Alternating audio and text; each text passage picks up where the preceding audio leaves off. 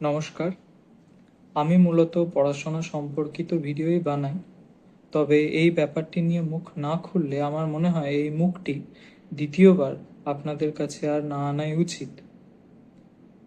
বিহারের নালন্দায় একজন মহিলা একজন স্ত্রীকে ভর সন্ধেবেলায় 26শে মার্চ সন্ধে 6টা থেকে 7টার মাঝে কিছু ছেলে সেই গ্রামেরই কিছু ছেলে তারা তুলে নিয়ে যায় একটি দোকানের সামনে থেকে, শ্লীলতাহানি করে।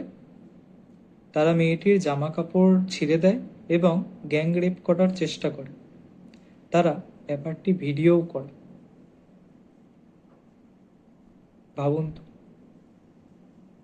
যে অপরাধী সে সামনে থেকে বলছে যে ভিডিও কর, এবং ভিডিওটা কম বেশি আপনারা সবাই দেখেছেন।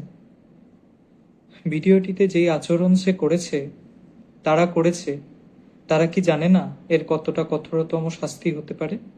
তারা সবটাই জানে, কিন্তু তাদের পিছনে, তাদের মাথায় এমন একটা সাপোর্ট আছে, এমন একটা ব্যাকিং আছে যে তারা সেই কোনো কিছুর পরোয়া করে না, তারা কোনো কিছুর ভয় পায় না। তারা বুঝে গেছে যে ওই ভিডিও সমাজ মাধ্যমে এলে হয়তো শাস্তি না হয়ে তারা কোনো একটা ভোটের সময় টিকিটও পেয়ে যেতে পারে। আপনারা জানেন আমি কি বলছি। কিছুজন বলছেন এটা এক ধরনের ডেমনিক বিহেভিয়ার। ভিডিওটির সামনে আসার পর অনেকে বলছেন this is beyond everything, demonic act. আমি সম্পূর্ণভাবে অমত, যাই বলছেন। They can not be tagged as demons. They are beyond demons, they are beyond hells, they are beyond everything. This can't be a demonic act. আপনি ভাবতে পারছেন যে নরকে এই ধরনের ঘটনা ঘটছে? আমার ইমাজিনেশন অত ভালো না। আমি ভাবছি যে নরকে এত খারাপও কিছু ঘটছে না। So this is definitely beyond a demonic act, this is definitely beyond everything. আর আমরা এদেরকে কোনো টার্ম দিতে পারছি না, পিশাচ, পৈশাচিক, এই নরখাদক। না বাবা, এরা সবের ঊর্ধ্বে, সব কিছু ছাড়িয়ে চলে গেছে। মানে ওপেনলি ভিডিওতে, সমাজ মাধ্যমে, গোটা পৃথিবীর সামনে আপনি যখন এই ধরনের কাজ করেন, তখন আপনাকে আর কি করে আমি বলি যে আপনি একজন পিশাচ? আপনি সব কিছুর ঊর্ধ্বে তখন। ব্যাপারটিতে কিছু হাইলাইট করার থাকে।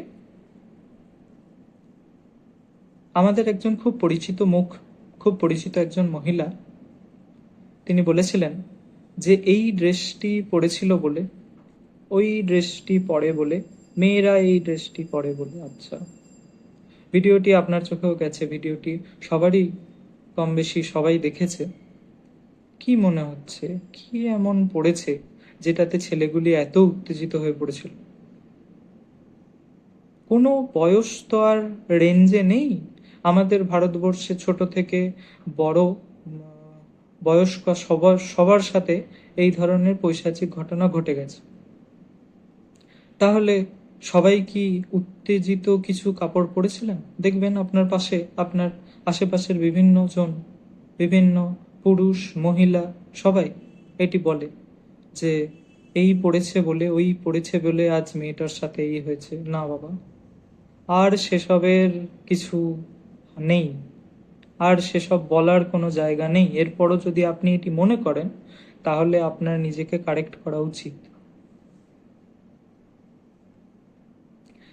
আরেকটা ব্যাপার, যে ঘটনাটি ঘটেছে সন্ধে 6টা থেকে 7টার মাঝে। আমাদের আরেকজন পরিচিত মহিলা বলেছিলেন বেশ কিছুদিন আগেই, তবে খুব খুব আগেরও না, আপনাদের মনে পড়বে ঠিকই, যে রাত 12টার পরে মেয়েদের বাইরে বেরোনো উচিত না, মেয়েদের নাইট শিফটে কাজ করা উচিত নয়, এই ধরনের কথা উঠেছিল। সন্ধে 6টা থেকে 7টায় ঘটনা যখন ঘটছে, তখন কি মেয়েরা আর বাড়ি থেকেই বেরোবে না? জানেন তো, পিতৃতন্ত্র শুধু পুরুষেরাই এগিয়ে নিয়ে যাচ্ছে তা নয়, মহিলারা প্রচন্ডভাবে সাপোর্ট করছে। বেশ কিছু মহিলা আছেন যারা পিতৃতন্ত্রকে খুবই ভালোভাবে সাপোর্ট করছে। এবং এইটা হচ্ছে সবচেয়ে প্রবলেমেটিক বিষয়। আমি আমার মা, আমি আমার বোন, আমি আমার মেয়ে, আমি আমার বৌদি, আমি আমার কাকিমা, জেঠিমা, দিদা, ঠাকুমা এদেরকে বলতে পারি না যে আপনি কি পড়বেন, কটার সময় বেরোবেন, কোথায় যাবেন, কোথায় থাকবেন, আমি এটা বলে দিতে পারি না। আপনিও পারেন না।